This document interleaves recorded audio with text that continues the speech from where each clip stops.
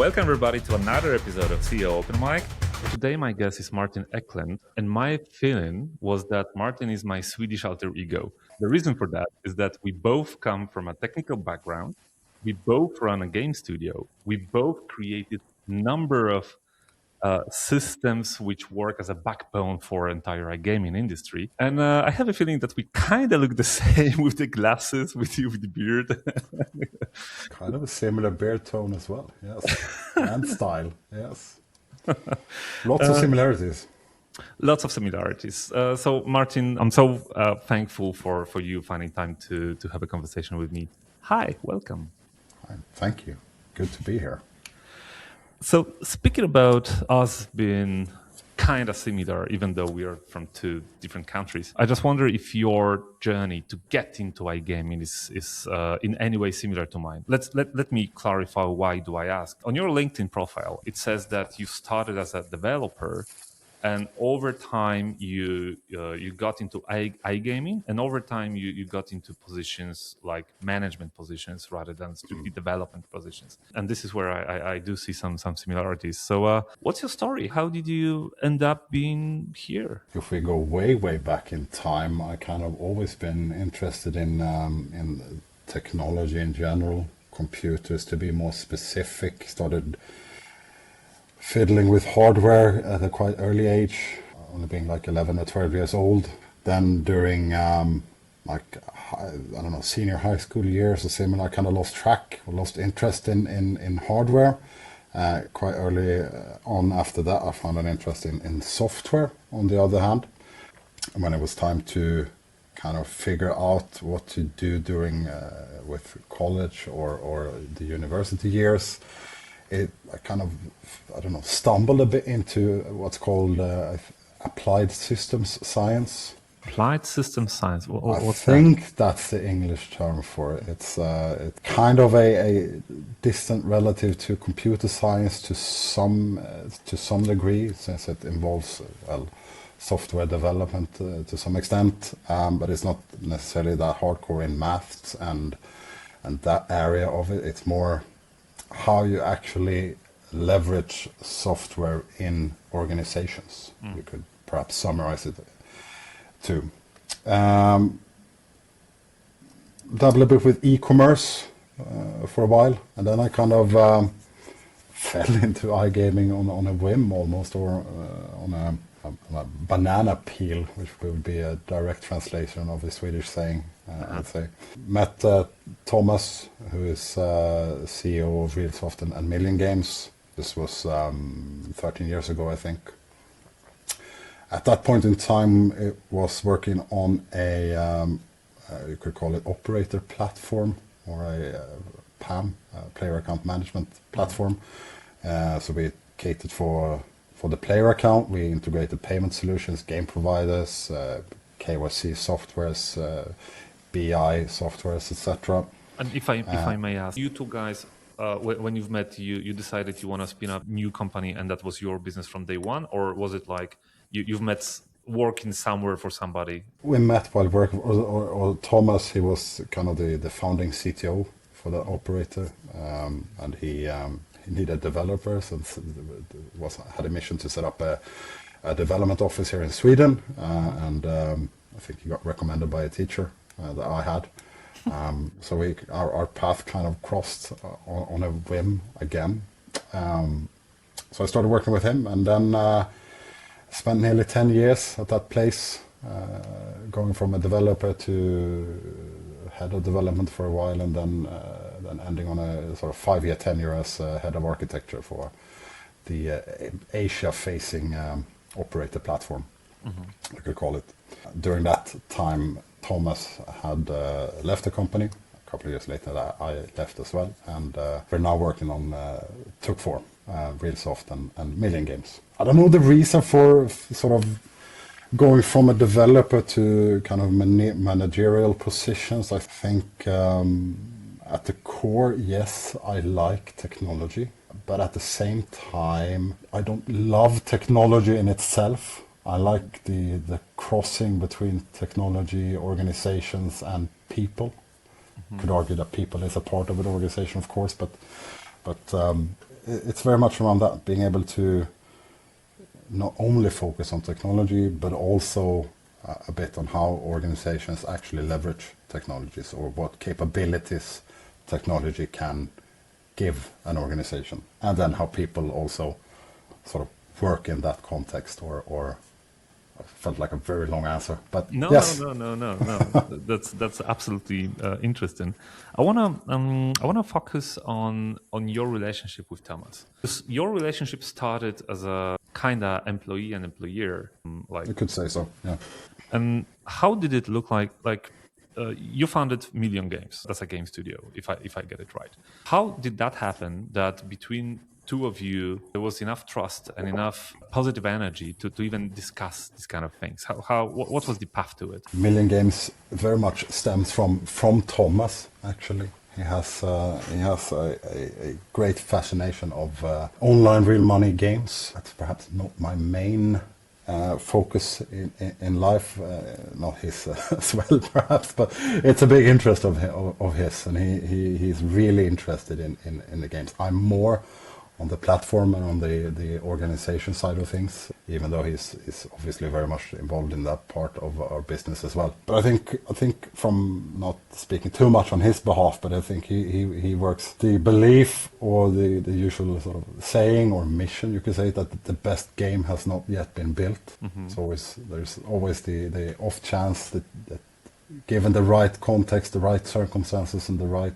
set of people, you can sort of figure out what the next best game is. So it's partly that interest for building games, but then it's also partly showcasing what we actually can do with our RGS platform, what games we can build, and what game types we can build and run off the RGS. It's partly interest, but it's also, perhaps more significantly, a way of showcasing or demonstrating what types of games we actually can build on the RGS and scale. You're saying that Reelsoft was actually first, and then Million Games. Correct. Okay. Correct. Yes. Okay. So the question here is, because you're touching pretty interesting topic here. Let me use the very overused word here, strategy. What I'm trying to get to know here is how much of well thought process was that? How much of a real strategy was here when you founded Reelsoft? Which, by the way, for those who do not know, my understanding is that Reelsoft provides RGS.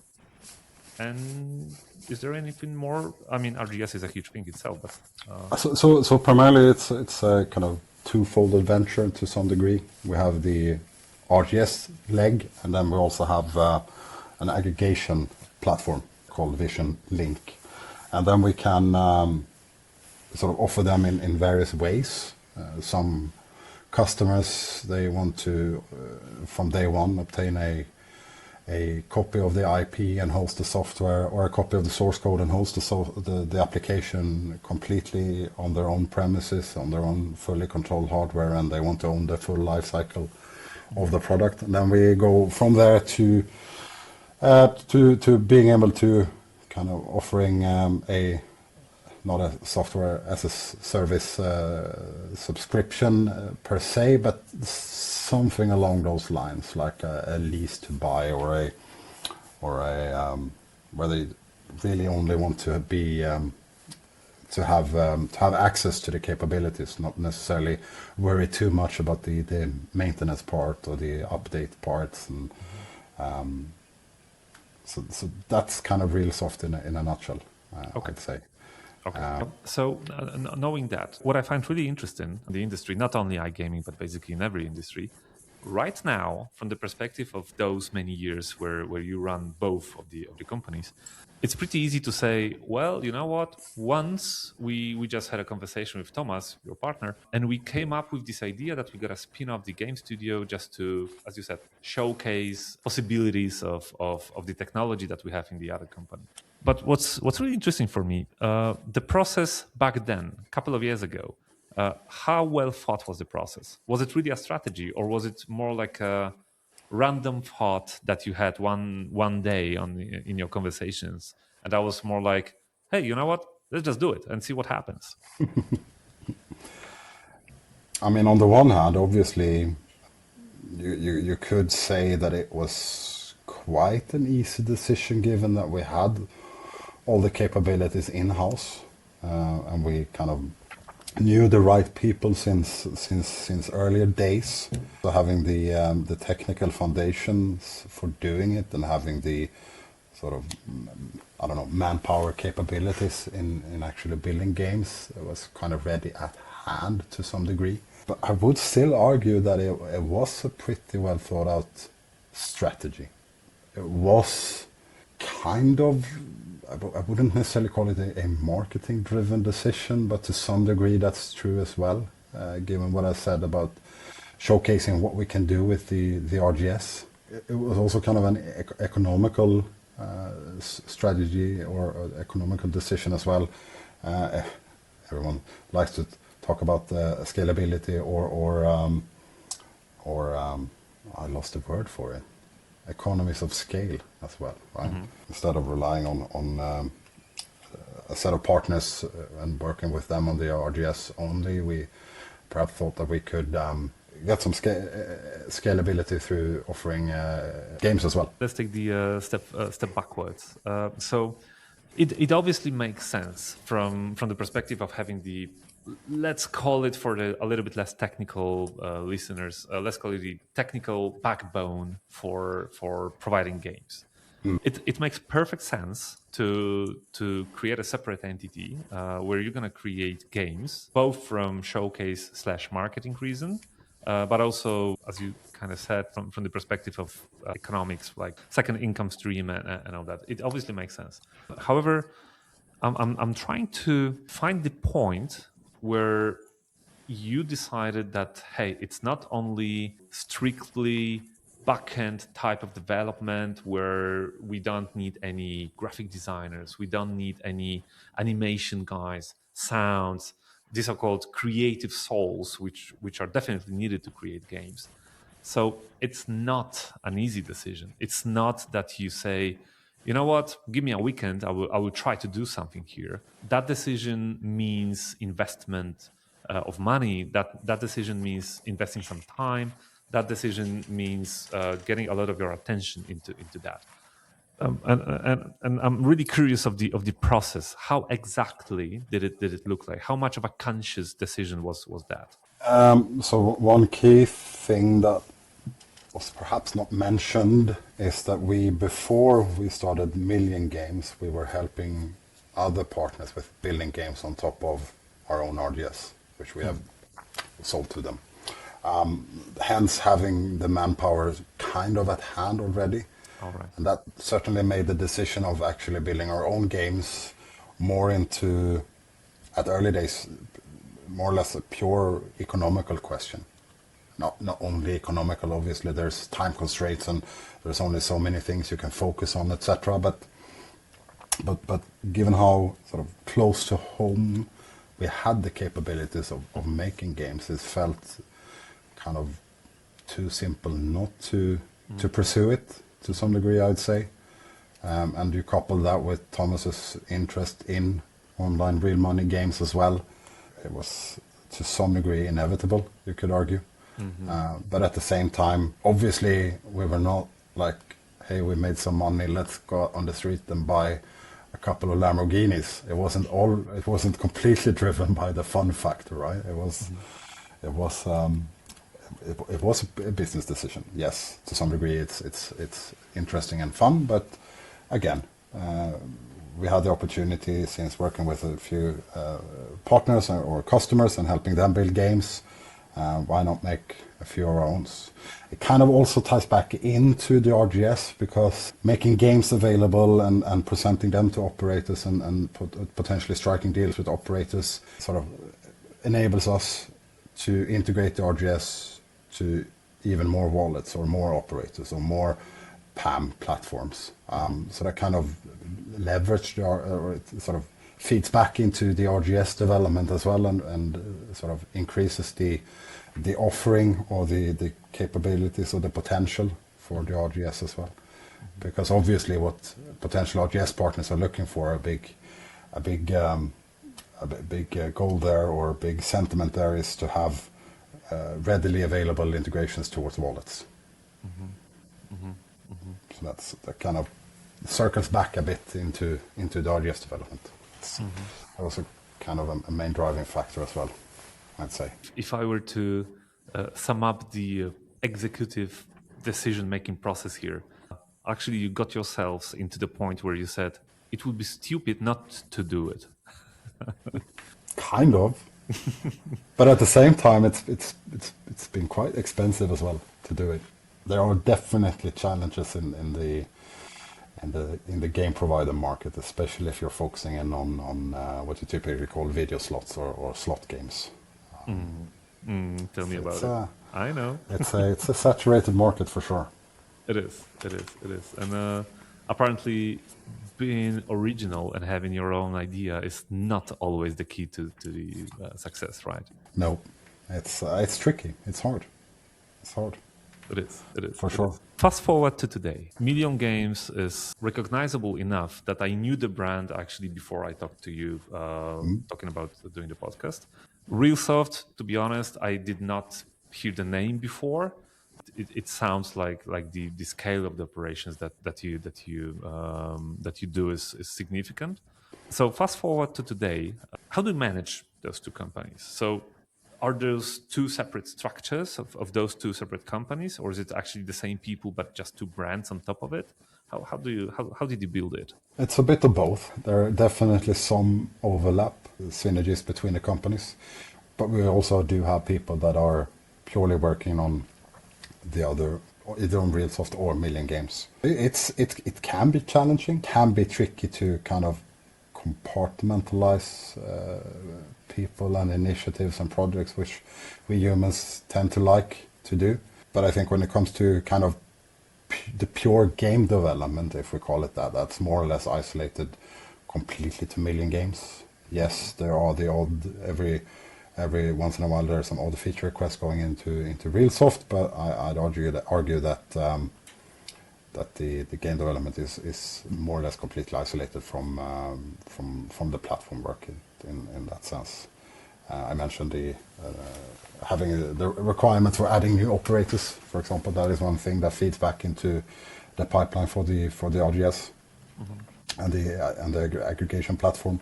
But yes, there are still challenges in having two companies that work closely together, for sure.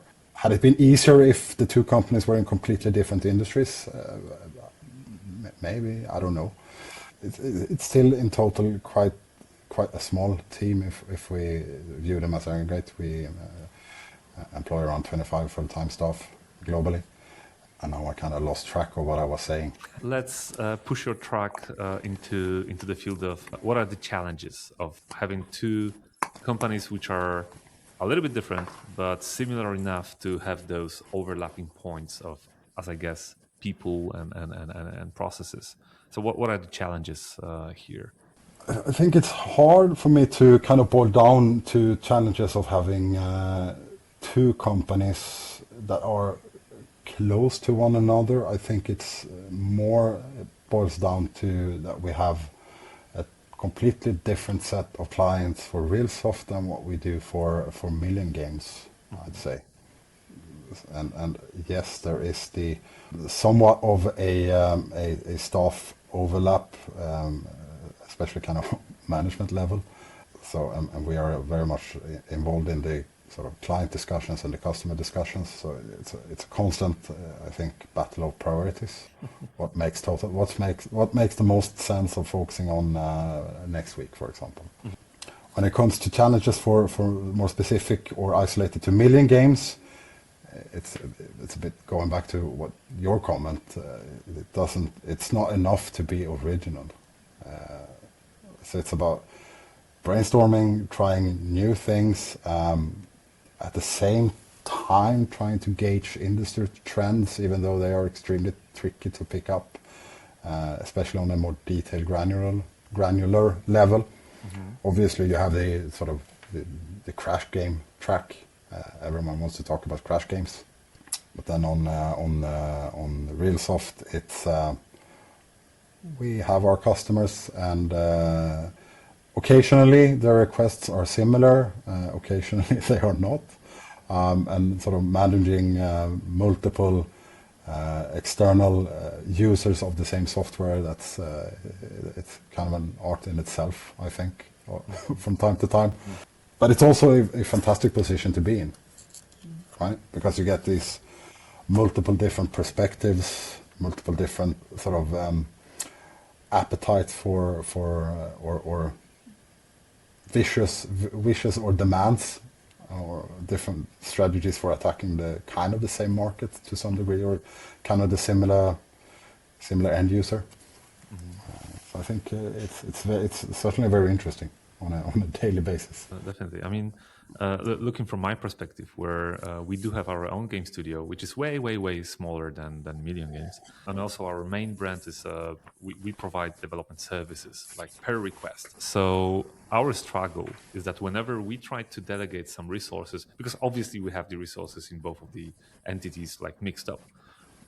So our struggle is that whenever we plan to do any kind of roadmap for new games development and release plan, it's all great till the moment where the development agency gets a client, and obviously clients want everything for tomorrow, and that's a top priority. And then one time after another, we have the very same question: shall we stick to our roadmaps, or shall we make the clients of Create ID happy? And there's no good answer Yeah, for that. I think we definitely have a very similar issue because we do have our plans and strategies for Million Games and the roadmap of games that we want to build. We have sort of external requests for games as well, but then we also occasionally have what I would refer to as internal requests for games, meaning in our case that we can sell licenses or make deals with the platform, the RGS platform, and include the service of helping that particular partner out with building a game. So that kind of, yes, we want to make the deal happen for Reelsoft, so now all of a sudden we need to build a new game within the sort of the Million Games sphere as well. So could argue that we shoot ourselves in our dear feet, but it tends to work out quite nicely in the end. I think a lot goes back to communication, openness, transparency, kind of fluffy, buzzy words to some degree, but I think in its core, I believe in openness and transparency and being honest about challenges that we're currently facing. I think going back to my previous experience or experience from previous organizations, I think a lot of frustrations stem from not really understanding the reasoning behind certain decisions or the motivators behind certain decisions. So I think creating that transparency and facilitate and kind of honoring that is a good way to sort of relieve frustration within an organization. I don't think you ever get completely rid of it, but you can certainly fight it to some degree. True. I cannot agree more with that. Actually, even I have this observation that whenever there's a relationship with the client that we have for the development, custom development part of Create IT, the factor that makes this relationship really strong and really good is the situations of fuck ups. We're gonna beep this out post production. So I can use the word as well. The thing is that if you are experienced enough, you know that whatever project you're gonna go into, it will happen at some point for any reason. Things happen, and there will be a difficult time in the project. But the whole thing is about how you deal with the problem. Yep. Not that you're surprised by the problem, but how you deal with it. For sure. Yeah. I think it's quite easy for an individual. You kind of build up this mental image that everyone thinks that everything is burning and everything is kind of chaotic, and everyone will just sort of, I don't know, hate on you or give you shit in your bleep word when you deliver the message that, hey, this X, Y, and Z has happened, we now need to do this, I don't know, monstrous task of getting things back together. But I think that in 99 times out of 100, people are just happy to get updated, to be in the know of what's actually going on, and that someone is actually actively working on it and trying to figure it out. Yeah. Then the reasoning why things went the way they did, that is for a later day. But the openness and transparency and being vocal about things, I think that's kind of key to a healthy organization to some degree. It's not the answer to everything, but that's certainly true for Swedish organizations, Western organizations, I'd say. True. Yeah, fully agree with that. Getting back to to managing two companies at the same time, if I may ask, if of course, if this is not a secret know-how, you said that you're hiring roughly around 25 people. What kind of structure are you building? What kind of how you manage those people? How you like if you were, for instance, to name the managerial positions that you have, what kind of managers would that be? So partly I'm not sure if it's 25, it's perhaps more 20. And I think that kind of at face value, it might seem as well, not a big organization, but quite a decent organization. But once you start breaking it down into sort of, you have the owner slash management level, and then you have your front end developers, you have your back end developers, you have your graphic guys or girls, you have marketing, you have sort of the finance function or the bookkeeping accounting service. It can stay quite flat.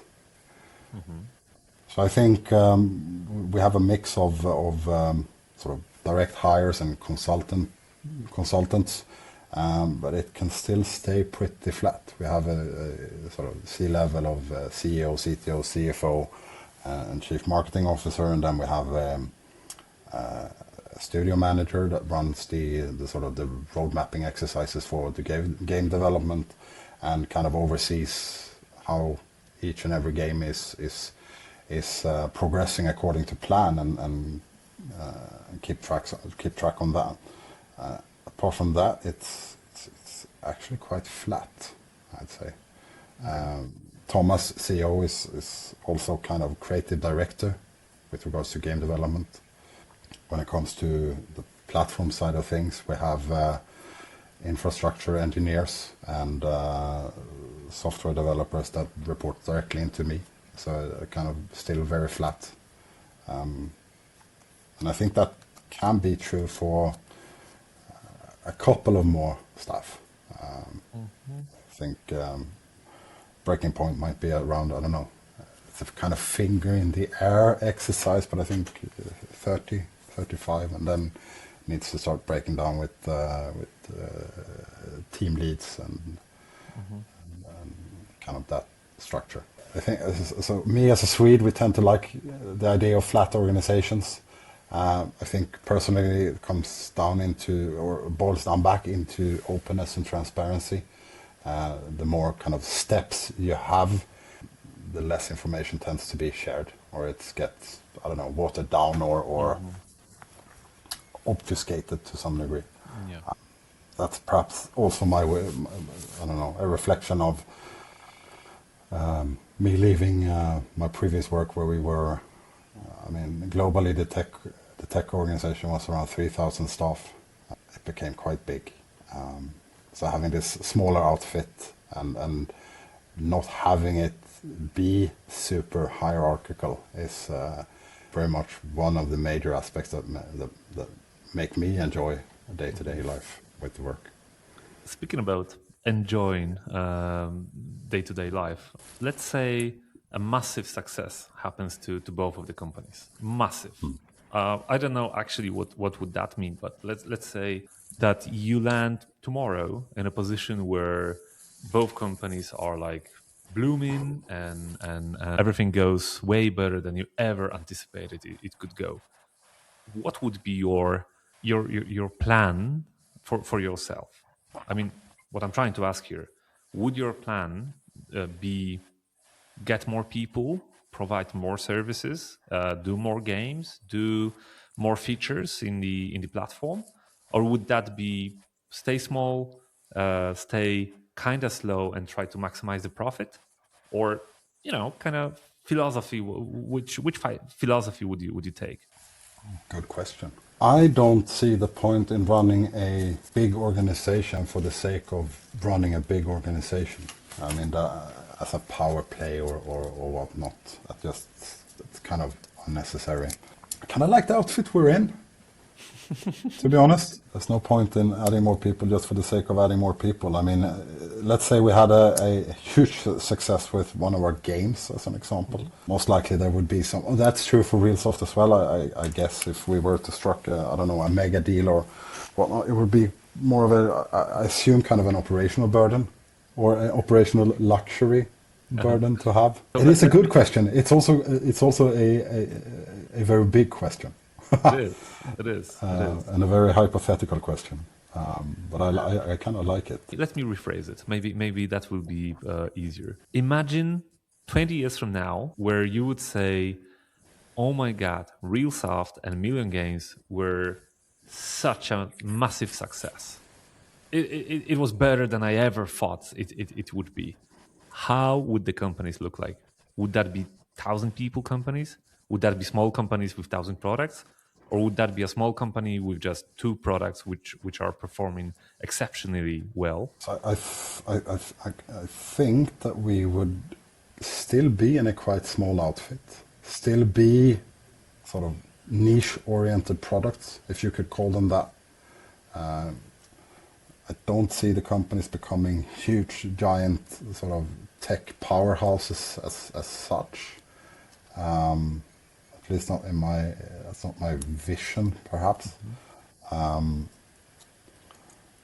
But so kind of staying with the same focus, honing in on our craft, not churning out hundreds of games per year, or just for the sake of churning out a lot of games a year, or building the platform into something that it's not today, like extending with, PAM components or KYC, AML components and whatnot. I think the vision is to stay sort of niche oriented, if that term makes any sense. So not growing for the sake of growing, but rather being able to help our partners and customers succeeding in their use of the platform. Are there areas we can improve on? Yes, for sure, definitely. Are there capabilities we can add? Yes, for sure. But not a giant tech powerhouse as such. Still niche, still sort of craft oriented. Speaking about not really the company, but yourself within the company. If you were to say, my ultimate goal or my definition of success, say 20 years from now or maybe 10 years from now, would that be being unnecessary in a company where, you could be there, you could advise, but the company would be running without you? Or do you enjoy whatever you're doing right now so much that actually if somebody was to take it away from you, you would be unhappy?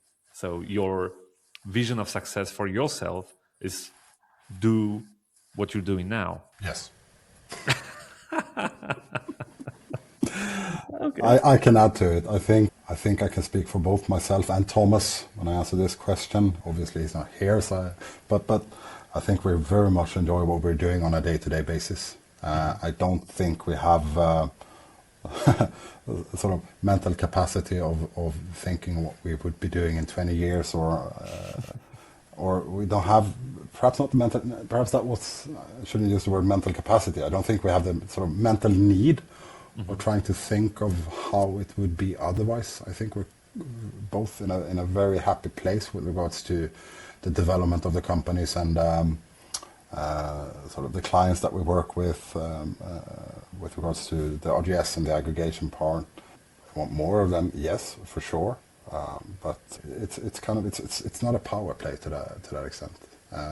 Is there a lot of still day-to-day tasks that we need to be involved in? Yes, we both take out the trash occasionally from the office, right? So it's still small.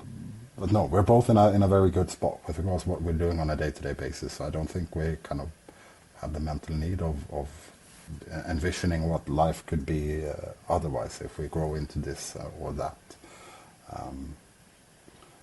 We're both kind of hands-on, want to make things happen and move forward. So no, no pina coladas in Bahamas as a full-time gig. Not yet. Not in 10 years. Not in 15 years. So to be fair with you, I talk a lot to founders of businesses and managers, like high level managers of the companies, to hear from them, because basically what you just said is that you're happy with the place you're in. And I mean, you have the occasional headaches that you have as kind of owner of the company or in a senior management position, right?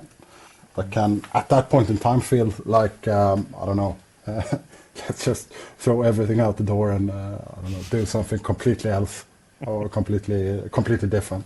But at the end of the day, I kind of like the day to day. I think certainly within this industry as well. I think. Yes, it's a global industry. Yes, the money flow is gigantic, and there are these huge whales of publicly traded companies and this and that. But I think at the end of the day, it's still a very small pond where everyone kind of knows each other. it is. And that is one big aspect or one big reason why I'm personally still in this industry. I think it's hard to leave once you start to get a sort of foothold in it, or it kind of becomes a very large distant family, but family to some degree. Maybe that's true for a lot of industries. I'm not sure, but I think it's something different. Everyone kind of knows each other. Everyone is working more or less as friends rather than harsh competitors. There's a good money flow in the industry, both with regards to global turnover, but also when it comes to risk appetite and being risk on rather than reserved to making big bets with regards to I don't know, trying new stuff, whether that be game development or entering new markets as an operator or adding capabilities or adding new legs to an organization. I think I like the ecosystem. I like the industry as a whole. So, and I wouldn't necessarily want to leave that and just dip my toes occasionally. I think the day-to-day is fantastic. I mean, I do agree with you. There's something special, and I fully agree with what you said about little pond that we are in. I mean, somehow it's a global business, but still somehow it doesn't really matter if you're going to go to ICE Barcelona or SBC Lisbon or even somewhere to Asia or one of the Americas. People are the same. You meet the same faces. Yep. And I mean, we're physically situated in a sort of small little no-name town in the middle of Sweden or in the middle of Stockholm and Gothenburg, and we can still work perfectly well within this industry. You don't need to be in. Yeah, I mean, you have the various kind of hotspots around the world. Right? Previously, there were Malta, Lisbon, for example, is one. Cyprus, but you can still work in weird places and still find success in this industry. And as you said, if you go to ICE or one of the other major shows, you kind of meet the same faces year after year, and it's ex-colleagues, ex-partners, customers, etc. I think it feels special. At least that's the feeling I have around it. So that's my truth, at least. Fully agreed about that. All right, little change of topic, because we are in the age where if you do anything, you gotta put the word AI on top of it, because otherwise it doesn't count. If whatever you're doing today doesn't utilize AI, that means you're doing it wrong. Of course, you can see that Yes. I'm a little bit sarcastic here, but just a little bit. Speaking of game development, from your experience, from how you design games, develop games, work on games, about all the process, how much of AI is really used in the process, and in which areas, if at all? So I think I start by going back a bit to my answer, like I don't know, 5 6 minutes ago. We're not looking to churn out hundreds or thousands of games a year. I think if you visited ICE this year, or if you, I don't know, browse LinkedIn on a daily basis, I think it's quite apparent that there's a lot of game studios. And I don't want to rain on anyone else's parade. Maybe that's the right bet to be doing. We don't think so. I mean, you see a lot of studios or companies trying to build the next fancy AI tool to churn out 24 games per day. I think, or we think, that every sort of AI generated game so far that we've seen has felt like an AI generated game. Having said that, I don't think it's necessarily a bad bet. I think AI will, I'm sure AI will play a significant role in everyone's lives in the future, but I don't see it as the holy grail for game development, not at the moment. We use it for, I guess you could call it auxiliary services to some degree. So, do we use AI in our games development process? Yes. Is it key to our game development process? No. We don't use it for graphics. We don't use it for maths. We might use it for translations. We might use it for brainstorming ideas for new game concepts. And possibly, no, we also use it for kind of, or connecting to that brainstorming, or leveraging AI for game concepts. We might use it for quick research and development, or proof of concepts, but not really in the sort of final creative phase, if you call it that. And I think that's kind of where we are at the moment. I don't at the moment believe in sort of fully fledged AI built games. I think the players notice as well in the end. Okay. Having that said, let me put myself into the position where, let's say, I don't have any opinion about this. But basically, what you said is that AI could be used, and actually must be used as a spinning up process, or a helping hand in the entire process. Yes. However, recently on one of the AI collective meetings in Gibraltar that I was hosting, there was this guy who had a presentation. He has his own game studio, and his theory was really interesting, and I'm very curious what you're gonna say about it. And let me say it again. I'm not on one of the sides here. I'm just curious of your opinion. The guy said, "We live in the times of TikTok, where everything lives up to 5 seconds, 10 seconds, maybe. I mean, the human attention span is so short right now that any new game that you're going to develop, and that game is going to be put on the new games lobby on the operator's website. Once the game is gonna be on that lobby for like maybe one day tops, probably even less than that. And actually, you should not hope that people will like the game so much that they will look for it later. So your entire process should be targeted into making as many games as possible to be in that new games lobby as long as possible, and as often as possible. You should be able to make some money out of the game using that short window of time.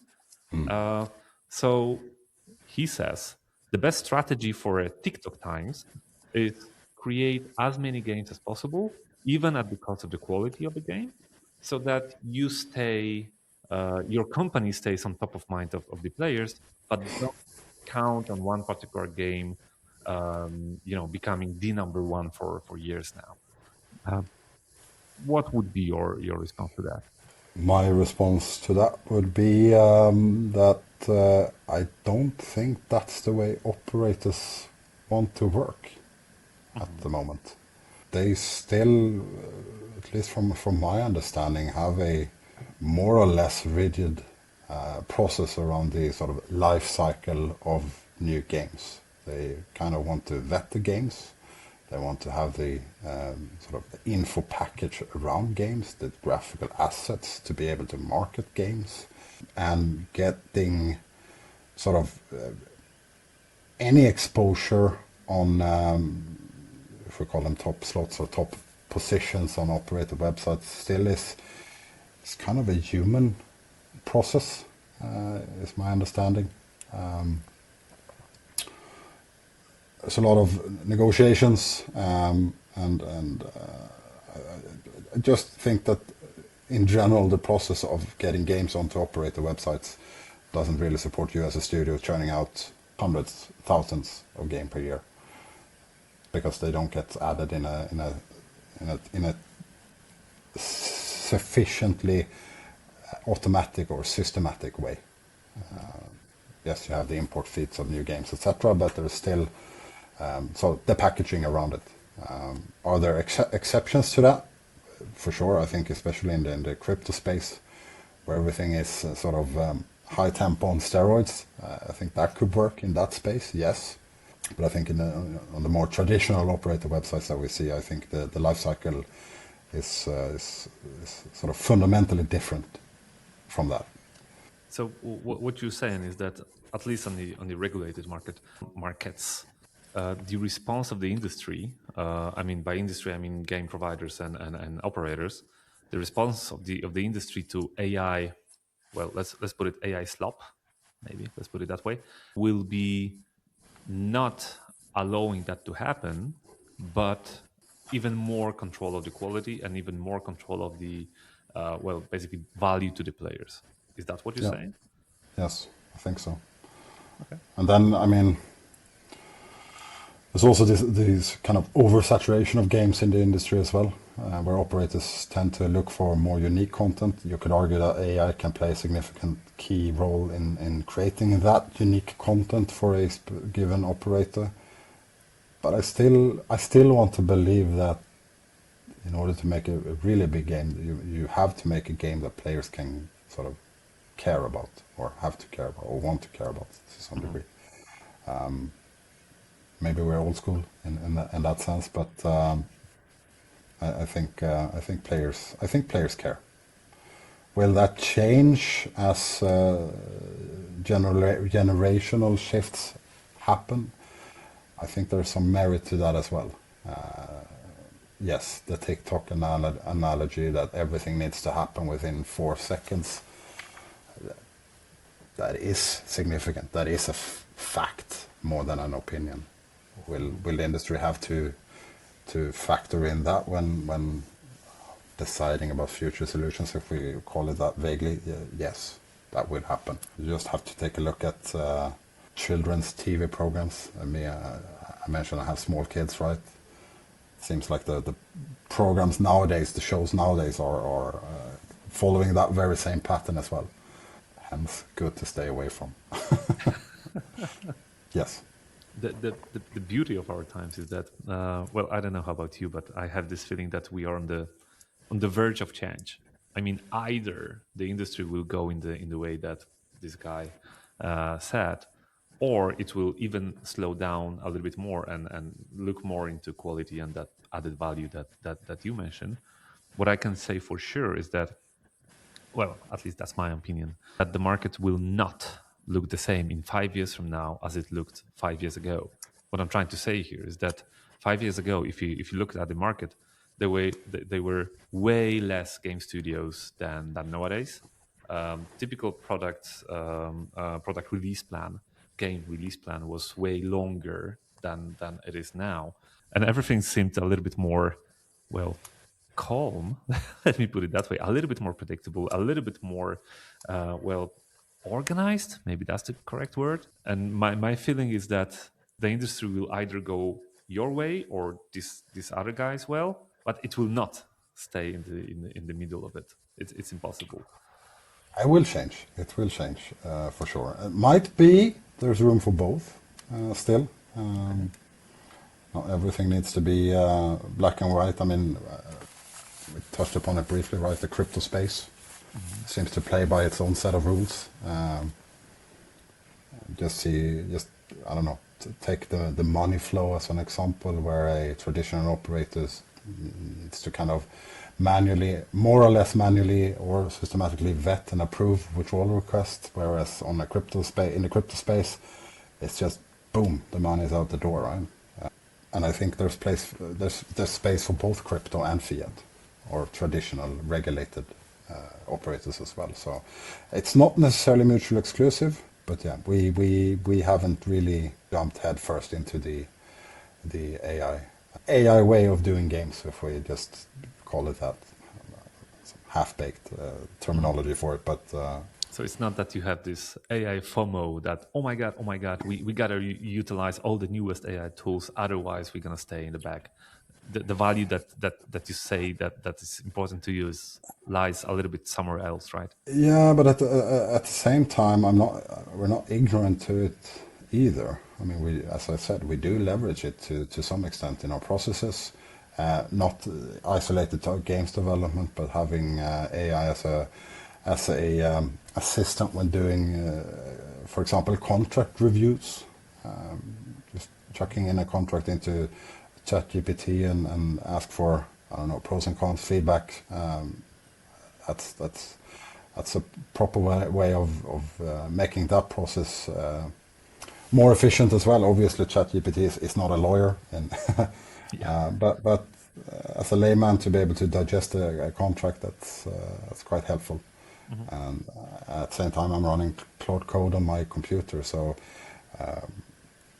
it's more perhaps, I don't know, integral to day-to-day life than necessarily specific to the game development process for our sake. And I do believe in AI for prototyping or proof of concept, or sort of the more R&D, brainstorming, trying things out quickly.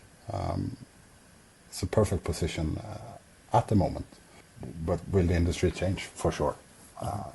definitely. Switching to Reelsoft and to the platform, and especially RGS. Well, let me tell you, how would my father and mother, who I love obviously, but how would they understand current possibilities, that current options that AI gives you? Especially, I don't know if you tested how newest versions of Claude, how it generates the code and generates like ready parts of the apps and systems. They would say, well, you know what? Whole value of RGS, where it interconnects a couple of systems, provides some value from within. Why would you need that in 5 years from now if Game Studio could generate and integrate to number of APIs in 30 minutes? And from the operator's perspective, they could generate and code and integrate with number of game studios in under 30 minutes. Why would you still need this kind of backbone systems? What's your take on that? I think it's similar to the answer to the question why you perhaps shouldn't build your own RGS as a at first level thinking. It's not trivial. Or we kind of jokingly used to say that everyone can build an RGS. It's just very tricky to build a good one. True. I think the AI, cloud code, etc., can definitely be or can be leveraged in software development. I just think that one thing that this industry kind of severely lacks is standards. I think we feel that every time a new wallet or a new operator is to be integrated, or a new game provider is to be integrated, everyone has kind of find a way to reinvent the wheel to some degree. Can AI figure that out? Most likely, yes, to some degree, but being able to do it in a kind of unified fashion and centralize everything into one common integration point, I'm not equally sure. Maybe I have to eat my words on that one in 5 years' time. But I think we, across the industry, across all the different operator platforms and wallets and game providers, we see so many sort of edge cases or special cases for how things have been solved, that it takes quite a good amount of experience to actually unify the integrations in a structured way. Don't think that really made your mother and father understand why why humans are still needed. At the same time, I also think that there's a lot of repetition between integrations, which AI definitely can optimize or make more efficient. So it's not again, it's not black and white. I think both things can be true at the same time. Will AI solve everything? No. Will it solve a lot of things? Yes. Just being able to sort of stay in a position and try to figure out where it's right and where it's not. I think that will be the very same reason why senior developers or senior technicians will still not be out of work anytime soon. This became a tangent, but will junior developers have a harder time finding market fit, if we call it, or find their starting work? Yes, I think so. But sort of senior technicians will not be out of work anytime soon. What I love about your thinking is that I can see a lot of people being either over enthusiastic when it comes to AI, saying, software development is gone for good. No software will be needed from now on because we'll be simply talking natural language to AI and it will do all the rest. And then you have this other group of people saying AI is basically slop and it's basically a great, fun tool to have right now, but it provides very little value. And with every new generation is getting worse and worse actually, because it's learning based on other AI slop which was generated a year ago. And I can see that there's not many people not belonging to any of those groups. And I think it comes from quite a lot of experience and quite a lot of understanding what AI is today. I think it also, so personally, I think it also stems from, big organizations, they tend to build this kind of big interface between the business and developers, and it becomes a product organization. And a good product organization is a really good thing to have in an organization. A bad product organization is very tricky to have in an organization. And the answer is usually sort of middle ground in between. You have bad product owners, you have good product owners. You have to have someone that interprets sort of business requirements and turns that into working solutions. I don't see perhaps necessarily the business just interacting directly with AI and being able to build productionized ready or production ready solutions at the moment. One big part of sort of software development lifecycle is sort of, I don't know, requirements management, or managing requirements, formulating requirements, managing expectations, and verifying the output to actually be production ready. So again, senior technologists will not be out of work anytime soon. I saw that very inappropriate, I'm probably going to cut it out, but I saw that very inappropriate meme over the internet that I mean software developers and all the layers around that, our jobs are safe because if the business wanted to build the apps themselves, they would have to know what they want in the first place. Usually it's always like when business comes because business usually comes with a solution.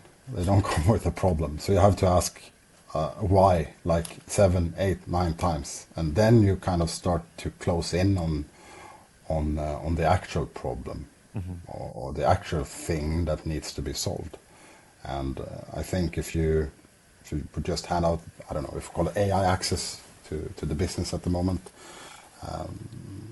it would just be, I don't know, first level thinking solutions, not taking away anything from the business. That's kind of naively put to some extent, but having that interface between business requirements and working solutions out, so working software solutions out in production, there needs to be a kind of proper interface.